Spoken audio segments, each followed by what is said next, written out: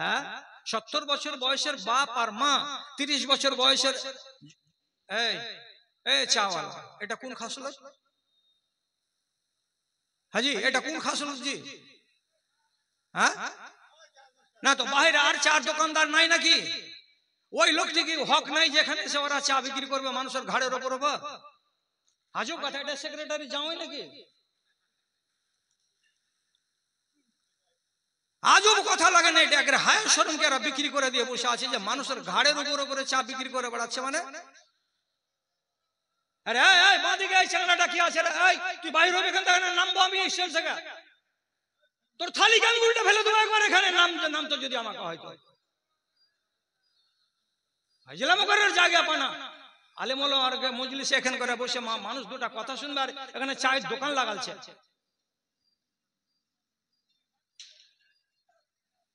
কয়টা এখানে মানুষ আছে? এখানে তো আছে 2 আনা, আর 14 আনা মানুষ তো বাজারে আছে। অতটি তোর খালুরা বাজারে ভিড় লেগেছে, ওদের কাছে চা বিক্রি করতে পারছি না।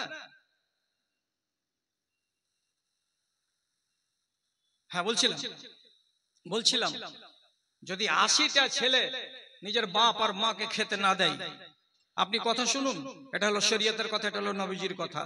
একটা লোক চলে এসেছে রাসূলুল্লাহর কাছে, রাসূল আমি যুদ্ধে যাব, আমার নামটা লেখেন। তখন ফের বয়ান দিছে কি বলে, তারাকতু আবাওয়াইয়া ইয়াবকিয়ানে, আমি যখন বাড়ি থেকে আসি আর মা বাবাকে বললাম আব্বাজি আমি যুদ্ধের ময়দানে যাব, এই জন্য আমি চলে গেলাম নবীজির কাছে। তখন আমার বাপ আর আমার মা গড়াগড়ি করে আংনাতে কাঁদছিল, বেটারে আমরা বুড়া মানুষ, মা আর বাবা আমাদেরকে ছেড়ে যুদ্ধে যাস না রে বেটা, যাস না রে বেটা। আমি মা বাবার কথা শুনলাম না, কাঁদতেই থাকলো ওরা দুজন, আর আমি বেরিয়ে চলে আসলাম, আমি যুদ্ধের ময়দানে যাব। রাসূলুল্লাহ যখন শুনতে পেলেন তখন সাথে সাথে বলছেন, এরে বেটা ভালো করে শুন, ভালো করে শুন, মা আর বাপের চোখের পানি ঝরিয়ে যুদ্ধের ময়দানে যদি শহীদ হয়ে যাস, তোকে শহীদ বলা যাবে না। আগে মা বাপের চোখের পানি মুছিয়ে দিয়ে আই, তারপরে আমাকে কথা বলবি। যুদ্ধের ময়দানে শহীদ হলে জান্নাত পাওয়া যাবে, শুধু এটা কথা নয়, তোর মায়ের পায়ের তলে তোর জান্নাত আছে, আর মা যদি কাঁদে তো জান্নাত হাতছাড়া হয়ে যাবে। জান্নাতকে হাতছাড়া করে দেওয়ার পরে ময়দানে জান্নাত খুঁজতে যাবি, এটা মানা যাবে না। যা যা যা, আগে বাড়ি যা আর নিজের মা বাবাকে রাজি করাগা, তারপরে এখানে আসবি। মার পা তলাতে জান্নাত আছে, আর সেই মাকে অবজ্ঞা করে খেতে দেয়নি, এইরকম যদি একটা ছেলে এখানে পাওয়া যায়, তাহলে আল্লাহ তাআলা যদি সেই দিন কিয়ামতে ওই বাচ্চাটাকে এই লাইনে খাড়ো করে দেয়, যে লাইনের লোকগুলো বাটি হাতে করে গ্লাস হাতে করে খাড়ো হয়ে আছে পানি খাওয়ার জন্য, আর আল্লাহ রাব্বুল আলামিনের নবী স্পষ্ট ভাষায় বলবে ইত্তাখাযু হাযাল কুরআনা মাহজুরা, এ আল্লাহ এই লোকগুলোর বিরুদ্ধে আমার শিকায়েত আছে, এরা তোমার কোরআনকে ছেড়ে বসেছিল আমার চলে যাওয়ার পর।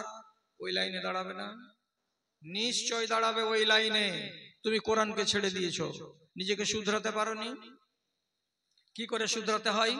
ভুল একটা আছে, কেউ ভুলটা ধরিয়ে দিল, ভুলটাকে সোজা করে নেন, তাহলে শুধরা হয়ে গেল আপনার। আর ভুলটাকে বলে দেওয়ার পরে 3 দিনও যাবে, 4 দিনও যাবে, 5 দিনও যাবে, আপনি ভুলটাকে শুধরাবেন না, তো তাহলে আপনাকে কি করে বলা যাবে যে আপনি ওই লাইনে দাঁড়াবেন না? আজও ভুলে ডুবে আছি আমরা হাজার হাজার মানুষ। কি করে শুধরাতে হয়? এক সাহাবী বাসরার মসজিদে হাদিস বয়ান করছেন, বয়ান করতে করতে কি বলছেন, নেমার রাজুল খুরাইম, নেমার রাজুল খুরাইম লাউলা তুল জুম্মতিহি ওয়া ইসবালু ইজারিহি। আমার সাথীদের ভেতরে, সাহাবীদের ভেতরে একটা জওয়ান সাহাবী আছে, তার নাম হলো খুরাইম রাদিয়াল্লাহু তাআলা আনহু।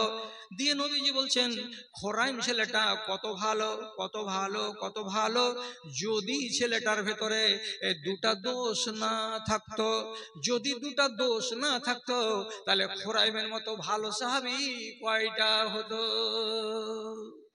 কি কি 2টা দোষ? তো বলছে খুরাইমকে চুল বড় রাখার স্বাদ আছে, কিন্তু শেষ কত বড় রাখা যায় একে বলে জুম্মা। জুম্মা মানে কি? মাথার চুলগুলোকে পিছন দিকে বাড়াতে বাড়াতে এত দূর পর্যন্ত নিয়ে যাওয়া যাবে যে ঘাড়টা কেবল টাচ করবে, ঘাড় থেকে নিচে নেমে যাবে না। নিচে যদি নেমে যায় তাহলে মেয়েদের চুলের সঙ্গে মুসাবাহাত হয়ে যাবে, তখন এটা হারাম। জুম্মা হলো শেষ লিমিট, এ পর্যন্ত পুরুষরা চুল বড় করতে পারে। কিন্তু আমার সাহাবী, এই যে নামটা বললাম খোরাইম, খোরাইমের চুলগুলো এত বড় যে তার মাথাকে দেখতে গেলে বেটি ছেলের মাথা বলে মনে হয়। ও যদি চুলটি কেটে নিত। দুই নম্বর কি?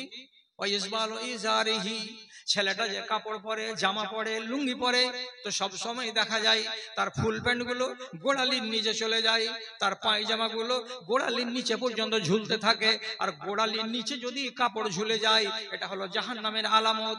তো আমার সাহাবী খোরাইম যদি এই দুটা খারাপ চলন থেকে নিজেকে মুক্ত করে নিতে পারে তাহলে পারে কত ভালো, কত ভালো হবে। কথাটা বয়ান হলো বাসরার মসজিদে। আজকে দুদিন পরে ওই মজলিসের এক সাহাবী চোখে দেখে নিয়েছে কাকে? ওই খোরাইম সাহাবীকে। আর দেখে নেওয়ার পরে হাত দিয়ে ইশারা করে ডেকে বলছে, খোরাইম শোনো, খোরাইম শোনো, এখানে শোনো। জি ভাই কি বলছেন? যে তোমার ব্যাপারে একটা হাদিস শুনেছি। কার কাছ থেকে? হানজালিয়া বলে এক সাহাবী, তার কাছ থেকে। কি বলেছেন? রসুল কি বলেছেন আমার ব্যাপারে? তো রসুল বলেছেন কথাটা যখন শুনেছে, কান লাগিয়ে কথাটাকে শুনছে যে রসুল্লাহ আমার সম্বন্ধে কি বলেছেন।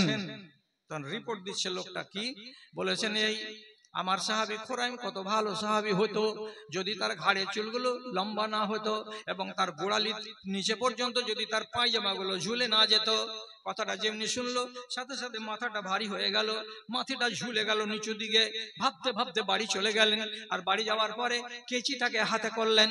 আর হাতে করার পরে কোনো লাউয়ার কাছে, নাপিতের কাছে না গিয়ে নিজে নিজেই কেচি দিয়ে আগালগুলোকে চুলের কেটে দিয়ে ঘাট থেকে উপর দিকে উঠিয়ে দিলেন। আর পায়জামাটাকে খুলে লুঙ্গিকে পরে আবার পায়জামার পা গুলোকে কেটে 4 ইঞ্চি ছোট করে দিলেন। আর দেওয়ার পরে যখন গোড়ালির উপরে পায়জামা উঠে গেল আর চুলগুলো যখন ঘাড়ের উপর দিকে উঠে গেল, তখন নিজেই আয়না দেখার পরে বলছে, নেমার রাজুল খোরাইম, নেমার রাজুল খোরাইম। আল্লাহ পাকের নবীর কথা অনুযায়ী খোরাইম কত ভালো ছেলে, খোরাইম কত ভালো ছেলে। তার মানে কি? আমি 24 ঘন্টাও টাইম নিলাম না নিজেকে সংশোধন করার। যেমনি কানে শুনলাম সাথে সাথে ময়দান থেকে বাড়ি এলাম। আর বাড়ি আসার পরে কেচি হাতে করে চুলকে কেটে দিলাম আর পায়জামাকে ছোট করে নিলাম। আমি তো রসুলের কথা মেনে নিয়েছি, তাহলে আমার মতো ভালো ছেলে আর কটা আছে? কথাটা তো ঠিক। রাসূলুল্লাহ কি বলেছিলেন? এই দুটো কথা যদি ওর ভেতরে না থাকে তাহলে তো ছেলেটার মতো ভালো ছেলে আর নাই। তো সাথে সাথে শুনলেন, তো সাথে সাথে বাড়ি গিয়ে বদলে নিলেন। এটা তো হলো ফরমাবরদারি। আর আপনাকে কতদিন থেকে ওয়াজ করছি আমি? আপনাদেরকে কতদিন থেকে আমি ওয়াজ করছি? আমার ভাই যখন পরিচয় দেয় তো উনি বলছিলেন কি যে কমসে কম 20 বছর ধরে বক্তৃতা দিয়ে বেড়াচ্ছে। কে? তো নূর মোহাম্মদ বর্ধমানী আর বদরুদ্দোজা নাদবি। 20 বছর নয় হে দাদা, আমি 50 বছর ধরে ওয়াজ করে বেড়াচ্ছি। আমি যখন তিরমিজি পড়ি আমার বাপের কাছে, তো আমার বাপ মোহাম্মদ হোসেন সালাফিকে আপনারা তো অনেক লোক চিনেন, উনি তো বক্তা ছিলেন। উনার কোনদিন যদি কোনো জালসায় গায়ের হাজিরি হয়েছে আমাকে পাঠিয়ে দিতেন, যাতে বেটা হাজিরে দিয়ে আইগা। টেলিফোনের যুগ ছিল না, সাথে সাথে ব্যাগ ঘাড়ে করে চলে যেতাম। আর যে বলতাম আব্বা অসুখ, আমাকে পাঠিয়েছে, 1 ঘন্টা বলতে দিলে বলতে দেন। ওই যুগ থেকে যে চালু হলো তো জিলাপি বেচার বেটা জিলাপি বেচা হয়ে গেল। তাহলে কত সালের কথা? আমি যখন 1975 সালে তিরমিজি পড়ি ভাদু মাদ্রাসায়, তখন থেকে চলছি। তা আমার আন্দাজ এটাই, এভাবেই কোরআন হাদিস আমি বলি, এছাড়া আমার আন্দাজ অন্য কোন রকমের নেই। তাহলে কতদিন ধরে আপনাকে বুঝাচ্ছি? 50 বছর ধরে। লাভ? আমার জাতির উন্নতি হয়েছে না হয়নি? উন্নতি হয়নি। কওমের এই বদহাল দেখে, কওমের এই বদহাল দেখে মনে লাগে কত ব্যথা। রাত আর দিন সুপথে ডেকেছি, কেউ তো শুনেনি কথা রে, কেউ তো শুনেনি কথা। ভাই বলে এদের পরিচয় দিতে মাথা হেঁট হয় লাজে। হৃদয় ভরে দাও ইমানি আলোতে, সাজায়ে নতুন সাজে গো, সাজায়ে নতুন সাজে। কত লোক আমার ইজাদ ভাই মুড়ে মুড়ে দোকানে বসে আছে, ওখানে গিয়ে সাহস করে আসসালামু আলাইকুম বলতে পারা যায় না। কোন সাহসে সালাম বলবো? কেন যে হতে পারে এখানে 10-12টা হয়তো গায়ের মুসলিম আছে, আর গায়ের মুসলিমের চেহারা থেকে আমার ভাইয়ের চেহারা আলাদা হবে, কিন্তু বর্তমান জামানার ভাইদের চেহারা আর গায়ের মুসলিমদের চেহারা একই। কেন একই? ও যেমন দাড়ি রাখে না, এ তেমন দাড়ি রাখে না। যখন মাগরিবের টাইমে আজান পড়ছে, হাইয়া আলাল ফালাহ, হাইয়া আলাল ফালাহ, তোমরা নমাজে এসো, তোমরা নমাজে আসো। ওইখানে গায়ের মুসলিম বসেছিল মধুসূদন, ওর আজান শুনে টসকিল না। ওখানে বসেছিল উজ্জ্বল কুমার দাস, ওর কোনো বদল হলো না। কেন যে গায়ের মুসলিমের আজান নাই, নমাজ নাই, ওর বেঞ্চে পাছা লেগেই থাকলো। আপনি তো মুসলমানের বাচ্চা ছিলেন, আপনাকে কেন আল্লাহর আজান উঠাতে পারলো না? আপনিও বসে থেকে গেলেন গায়ের মুসলিমের মতো। তাহলে আপনাতে আর ওই গায়ের মুসলিমের তফাৎটা কোথায়? আপনার মতো মানুষের উপরে ভরসা করতে পারা যায় না, যার কারণে চায়ের দোকানে গিয়ে সালাম দিতে ভয় লাগে।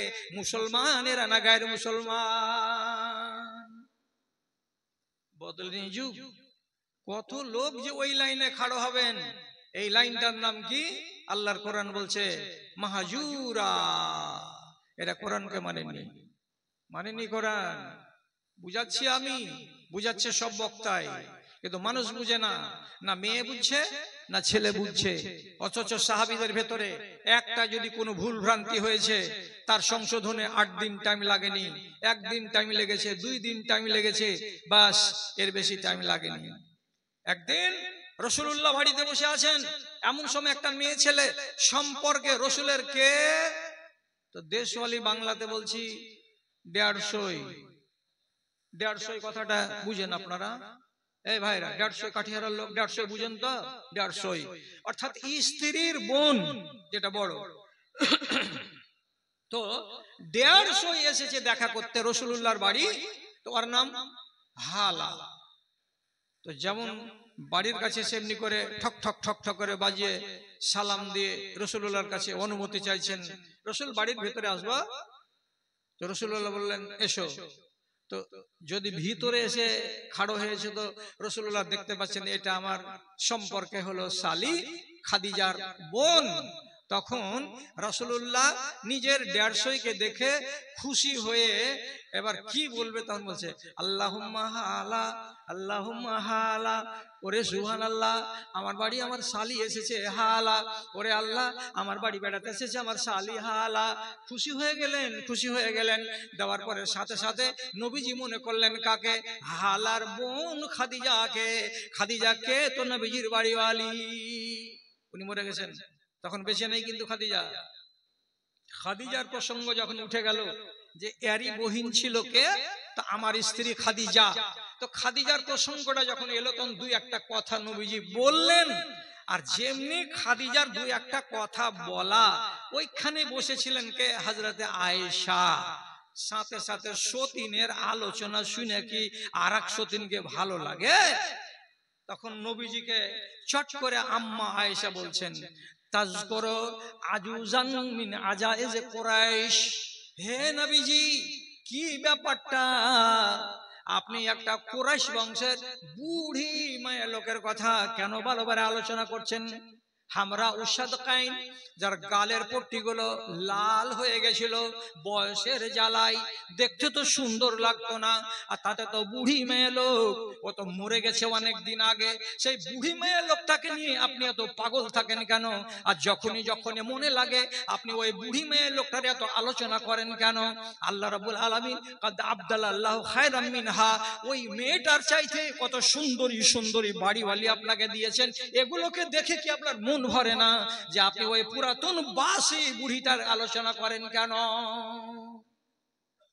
রাসূলুল্লাহ যখন আয়েশার মুখ থেকে এই কথাটা শুনেছেন, হ্যাঁ তুমি খাদিজা সম্পর্কে এই কথাটা বলছো, দিয়ে রাসূলুল্লাহ বলছেন এমন টাইমে খাদিজা আমাকে আশ্রয় দিয়েছিল যখন সারা দুনিয়ার মানুষেরা আমাকে অস্বীকার করেছিল।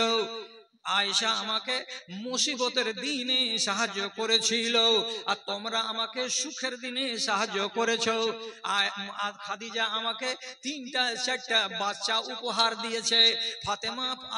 ফাতেমা পয়দা হয়েছে খাদিজার পেট থেকে, তারপরে জাইনাব পয়দা হয়েছে আমার স্ত্রী খাদিজার পেট থেকে, রোকাইয়া পয়দা হয়েছে আমার স্ত্রী খাদিজার পেট থেকে। ও আমাকে ছেলের মুখ দেখিয়েছে, আর তোমরা আমাকে ছেলের মুখ দেখাতে পারোনি। তাহলে আমার ওই গুণের স্ত্রীটাকে তুমি এমন খারাপ কথা কেন বলো, বুড়ি কেন বলো, আর গালপট্টা গুলো লাল লাল কেন বলো? এই কথাটা শুনতে নবীজিকে খারাপ লাগলো। আল্লাহ পাকের নবীর চোখ যখন লাল হয়ে গেল, তখন মা আয়েশা বুঝতে পারলেন আমার দ্বারাই ভুল হয়ে গেছে, ভুল হয়ে গেছে। কি ভুল? একটা মরা মেয়ে ছেলের সম্বন্ধে উল্টো কথা বলা একটা ভুল। 2 নম্বর অত গুণধরী মেয়ে ছেলেটির বদ কথা মুখে আলোচনা করা, এটা হলো একটা ভুল। তারপর কথাটা হলো এই যে রাসূলুল্লাহর এটা একটা বিবি, আমি যেমন একটা বিবি, তো তাহলে পারে এই কথাটা বলাতে রাসূলুল্লাহর মনে দুঃখ হয়েছে। আর রাসূলের মনে যদি দুঃখ হয় তাহলে নাজাত নাই কোনো মানুষের, কল্যাণ নাই কোনো মানুষের। আম্মা আয়েশা বুঝে নিলেন যে আমার দ্বারাই ভুল হয়ে গেল, ভুলটাকে শুধরাতে হবে না। 2 দিন টাইম নিলেন মা আয়েশা না, কথাটি যেমনি চাপা পড়লো, সাথে সাথে আম্মা আয়েশা রাসূলুল্লাহ আল্লাহ চোখে দেখা করে বলছেন, আল্লাহ পাকের নবী আমাকে ক্ষমা করে দিবেন, আমাকে মাফ করে দিয়েন, আমার দ্বারাই ভুল হয়ে গেছে, আমি আপনাকে কষ্ট দিয়ে দিয়েছি, আপনাকে কষ্ট দেওয়া অন্যায় কাজ। যে ব্যক্তি রাসূলকে কষ্ট দেবে তার কল্যাণ হবে না, যে মানুষ নবীকে তাকলিফ দিবে ওই মানুষটা নাজাত হবে না। আমার কথাতে আপনি কষ্ট পেলেন, আমার ভুল হয়ে গেল, আরে ভুলের উপরে যদি আমি থেকে যাই আমি গুনাহগার হব, তার জন্য আপনার কাছে মাফ চাইছি, রাসূল আমাকে মাফ করে দেন। কটার সময় ভুল হলো? 12টা 40 মিনিটে। মাপ চাইলেন কটার সময়? 12টা 45 মিনিটে। তাহলে নিজেকে সংশোধন করতে তারা টাইম নেয়নি। আপনারা এই ছেলে দূরে গিয়ে বস। এক যুগ ছিল যে ছেলে পিলে পয়দা হতো তো ক্রিকেটের ব্যাট হাতে করে পয়দা হতো, এখন পয়দা হয়েছে খালি মোবাইল হাতে করে। যত ছেলে পিলে আছে ওর দেখবেন মোবাইল লাগা আছে ওর পাশে। কেন হবে না? একটা ছেলে ভাত খায় না যতক্ষণ ওকে মোবাইল না দেওয়া হয়েছে। ঝুল্লু দিয়ে মা গীত গাইতে গাইতে মার গলা শুকিয়েছে, ছেলে নিয়ে যায় না, একটা অ্যান্ড্রয়েড মোবাইলের গোড়াতে দিয়ে দেন, আর দেওয়ার পর একটা চালু করে দেন, ডিজে ওয়ালা বাবু মেরা গানা চালা দো, গানা চালা দো, গানা চালা দো, গানা চালা দো। যখন করছে কিনা ছেলে চুপচাপ শুনছে, সুন্দর সুন্দর নিয়ে চলে গেছে। বাচ্চাটাই হয়ে গেছে আমার যুগের নসল কানা। কি করা যাবে? আমিও দোষী, আমার বাড়িওয়ালিও দোষী, আমার সমাজও দোষী, আমার দেশ দোষী। কার দোষ খুঁজে বেড়াবো রে দাদা আমি? কথা বলছিলাম কি শুনেন? কথা বলছি কি, রাসূল বিদায় হজের দিন এসেছেন, হজ করতে এসেছেন তো বিবিরাকে সাথে করে নিয়ে, তো বিবিদেরকে সাথে করে নিয়ে যখন ফেরত যাচ্ছেন, তো ফেরত যাওয়ার কালে হযরতে জাইনাবের কাছে আছে বেশি সওয়ারি, আর হযরতে সাফিয়া এটাও রাসূলের একটা বাড়িওয়ালি, ওর কাছে আছে একটাই সওয়ারি উট। তো উটটা আর চলতে পারে না, লইঠে গেছে আর রাস্তাতে বসে গেছে যেখানে সেখানে। তখন হযরতে সাফিয়া উট থেকে নেমে যে রাসূল যেখানে বসেছিলেন ওইখানে যে স্বামীর কাছে লাগলেন কাঁদতে, খুব করে কাঁদছেন, আমার কপালটা খারাপ, আমার উট চলতে পারে না, আর আপনি আমাকে এমন উট দিয়েছেন যে উট বারে বারে বসে যাচ্ছে, আপনি আমার কোনো ব্যবস্থা করেন। আর সহি হাদিস বলছে রাসূল ওর চোখ এমনি করে মুছে মুছে দিচ্ছেন আর বলছে কাঁদিও না, আরে কাঁদিও না, ব্যবস্থা একটা হবে, আর না হয় তো তোমাকে আয়েশার উটে উঠিয়ে দেব, আর যদি না হয় তো আমার উটে তোমাকে উঠিয়ে নেব, আর না হয় কোনো ব্যবস্থা করব, তুমি কাঁদিও না, তুমি কাঁদিও না। কত নবীজি বুঝাচ্ছেন, ওর চোখের পানি নামে না। তখন শেষের বেলায় এক পা দুপা করে হাঁটতে হাঁটতে সাথে ছিলেন জাইনাব, জাইনাবকে যে বলছেন, এ জাইনাব, এটা একটা স্ত্রী, জাইনাবকে ডেকে বলছেন, জাইনাব তোমার কাছে অনেকটি উট আছে, তোমার একটা উট গলা দিয়ে দাও তো। কেন? বলছে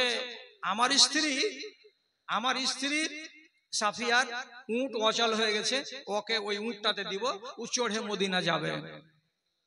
তখন হযরতে যায়েনব সতীনকে উট দিবে না, তার জন্য রাগের ভাষাতে বলছে আলিল ইয়াহুদিয়াতে হাজা। সাফিয়ার বাপ হলো ইহুদ, তো ইহুদির বেটি হলো সাফিয়া। তো সেই যুগের মানুষেরা ইহুদিদেরকে ভালো চোখে দেখতো না, এরা সাংঘাতিক জাতি। তো বলছে ওই ইহুদির বেটিকে আপনি আমার কাছ থেকে উট নিবেন, নিয়ে দিবেন, তার জন্য চাইছেন নাকি? না না না, আমি ইহুদির বেটিকে উট দেব না, আমার দরকার নাই ওই মেয়েকে উট দেওয়ার। যখনই হযরতে যায়েনব বলছেন, প্রথম কথাটা ইলজামি কথা। কি কথা? যে তুমি সাফিয়াকে ইহুদিনী কেন বলতে গেলে? ও তো মুসলমান, ও তো আমার স্ত্রী, তুমি যেমন স্ত্রী তেমনি সেটাও একটা স্ত্রী। আর সে যদি তার বাপ যদি ইহুদি হয় তো ইহুদি হতে পারে, কিন্তু সে তো মুসলমান হয়ে গেছে, বাপের নাম ধরে তাকে ক্লেম দিচ্ছ কেন? এটা একটা রাগ। তারপরে নবীজি বলছেন তোমার কাছে উট আছে তো দিবে না কেন? কেন দিবে না? এটা তো তোমার সতীন হলো, সতীন তো বোনের মতো, কেন দিলে না তুমি? যখন দিলে না আল্লাহ পাকের নবী রেগে গেলেন, চোখ লাল হয়ে গেল। নবীজি হযরতে সাফিয়ার ব্যবস্থা অন্য উটে করে দিলেন, আর দেওয়ার পরে বাড়ি চলে এলেন মদিনা। মদিনা আসার পরে 2 মাস একটানা প্রত্যেক বিবির বাড়ি বিকেল বেলায় বেড়াতে যেতেন, কেমন আছো কেমন আছো কেমন আছো। কিন্তু যায়েনবের বাড়িতে রাসূলুল্লাহ যেতেন না। ও বেচারি ঘরের কোণাতে বসে থাকে, মুখ টুকি মেরে দেখে সবারই বাড়ি গেলেন তো আমার বাড়ি আইলেন না, আমার বাড়ি আইলেন না।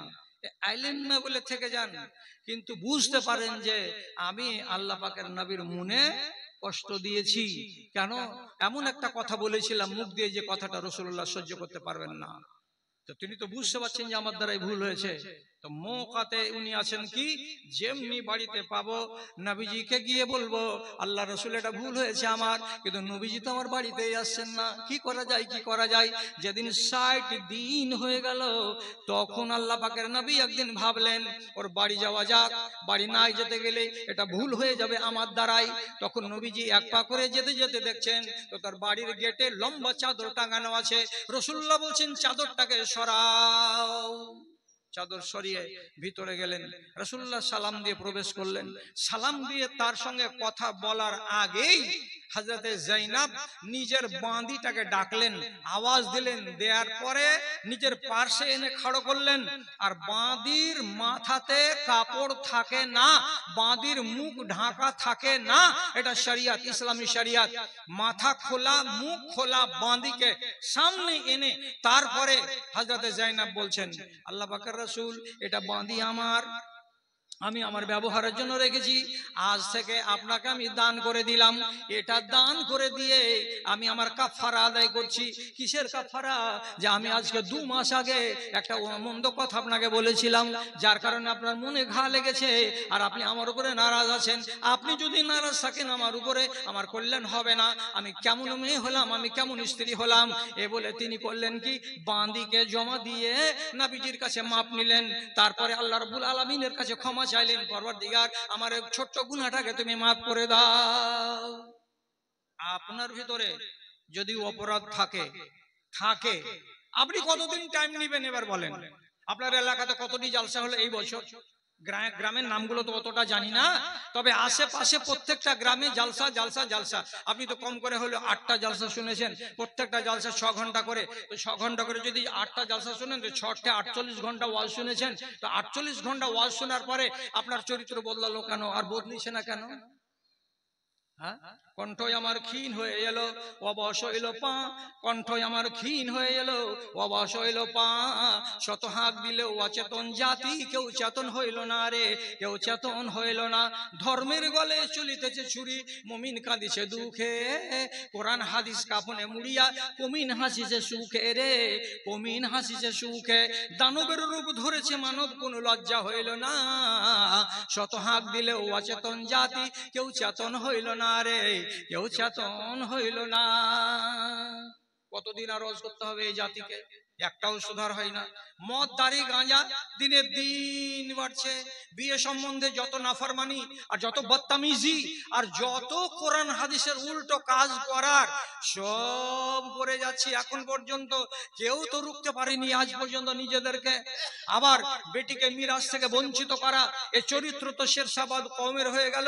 বেটিকে কেউ মিরাজ দিতে চায় না, আর মানুষের হক মেরে খাওয়া আর হারাম রুজিকে ভক্ষণ করা, এই চরিত্রগুলো আমাদের ভিতর থেকে তো দূরে যায় না। কি বলবো, টাইম আমার শেষ হতে চলেছে। আমি অবস্থাতে বুঝে নিয়েছি। আমার ভাই চলে এসেছেন সালাফি সাহেব, আমি শুধু একটা হাদিস আর বলতে পাবো, তাহলে পরে আমার ছুটি হয়ে যাবে। আশা করি চিরকুট চলে আসবে আমার কাছে। হাদিসটা হলো কি, রাসূল করিম সাল্লাল্লাহু আলাইহি সাল্লাম বলছেন, ইন্না মাসালি ওয়া মাসালুন নাসে, রাসূল বলছেন আমি কেমন আর এ দেশের লোকগুলো কেমন। ভালো করে বুঝেন, মুসলিম শরীফের হাদিস। আমি কেমন আর এ দেশের লোকগুলো কেমন। কেমন? রাসূল বলছেন কারাজুলিন ইস্তাওকাদা নারান, যেমন একটা লোক তার খেজুরের বাগানের এক পাশে মরা মরা খেজুরের গাছগুলোকে, ডালগুলোকে, লতা পাতাগুলোকে নিয়ে গিয়ে এক জায়গাতে জমা করে দিয়েছে। আর জমা করে দেওয়ার পর দেয়াশালার কাঠি মেরে দিয়েছে। যেমনি কাঠি মেরে দেওয়া, ওখানে দাউ দাউ দাউ দাউ করে আগুন জ্বলতে শুরু করেছে। ফাইয়াকাউ ফিহাল ফারাশু ওয়াদ-দাওয়াব, আগুন যদি কোন জায়গায় জ্বলে তো তাহলে পারে এটাই সব প্রাণীদের চরিত্র হলো কি, যে আগুনের কাছে ঘোরাঘুরি করবে। ওখানে পতঙ্গ গিয়ে পড়ে পড়ে যাচ্ছে, ওখানে গিয়ে উচ্ছৃঙ্খল গুলো পড়ে যাচ্ছে, ওখানে পঙ্গপাল গুলো পড়ে যাচ্ছে, ওখানে অনেক প্রজাপতি গুলো উঠতে উঠতে এসে পড়ে যাচ্ছে, কত কত জানোয়ার সেই আগুনে এসে পড়ে যাচ্ছে। যখন পঙ্গপাল গুলো আগুনে এসে পুড়ে যাচ্ছে, মরে যাচ্ছে, তখন ওই লোকটা গায়ের কাপড়খানাকে নিয়ে বারে বারে বারে বারে এমনি করে ঝাড়ছে আর বলছে, আরে খেপারা আগুনে কেন পড়তে আসিস, রে খেপারা আগুনে কেন পড়তে আসিস, আসিস না এদিকে, আসিস না, আসলে ডুবে যাবি, আসলে পুড়ে যাবি। চাদর দিয়ে এমনি করে করে সবকে হাঁকাচ্ছে আর বলছে আসিস না পুড়ে যাবি, আসিস না পুড়ে যাবি। কিন্তু কোন প্রাণী আগুনকে দেখে ভয় করে না, বুঝতেই পারে না, না বুঝে আগুনে ঝাঁপ দিচ্ছে, আর শত শত প্রাণীগুলো পুড়ে ছাই হয়ে যাচ্ছে। ওই লোকটা যেমন আগুন জ্বালছে আর আগুনে পুড়ে যাচ্ছে শত শত পোকা, আর ও মানা করছে যে তোরা এদিকে আসিস না, তবুও পোকাগুলো যেমন বুঝে না, ঠিক তেমনি আজকার এই মানুষগুলো হলো, এরা বুঝতে চাইছে না আমার কথা, আর এরা মানতে চাইছে না নিজের বরবাদির কথা। দেয়ার পরে রাসূলুল্লাহ বলছেন, আনা আখযু বিহুজাজিকুম আনিন নারে ওয়া আনতুম তাকতাহিমুনা ফিহা, আমি তোমাদের হাত ধরে টানছি, ও বাবা এদিকে হাঁটিও না, তুমি বরবাদ হয়ে যাবে। ও বাবা এই কাজটা তুমি করিও না, তুমি গুনহাতে পড়ে যাবে, তোমার আখিরাত নষ্ট হয়ে যাবে। কত বলছি কত বলছি, কোন মানুষ কথা শুনে না। যেমন মানুষ কথা না শুনে নিজে বরবাদিতে চলে যাচ্ছে, ওই পতঙ্গগুলোর মতো যারা না বুঝে আগুনে ঝাঁপ দিতে যাচ্ছে। তাহলে রাসূলুল্লাহ এত সুন্দর মিসাল দিয়ে বলছেন, ডাক দেওয়া যাচ্ছে আয় তোরা আমার দিকে আয়, আমার দিকে আয়, কিন্তু লোকেরা আগুনের দিকে দৌড়ে দৌড়ে চলে যাচ্ছে। কিসের দ্বারাই? আল্লাহ এবং তার রাসূলের নাফরমানির দ্বারাই। হাস্য ভরা এই দুনিয়াতে এসে, হাস্য ভরা এই দুনিয়াতে এসে ঘুমায়ে পড়েছো তুমি, তোমার জাগাতে চেতনা ফিরাতে বন্ধু এসেছি আমি।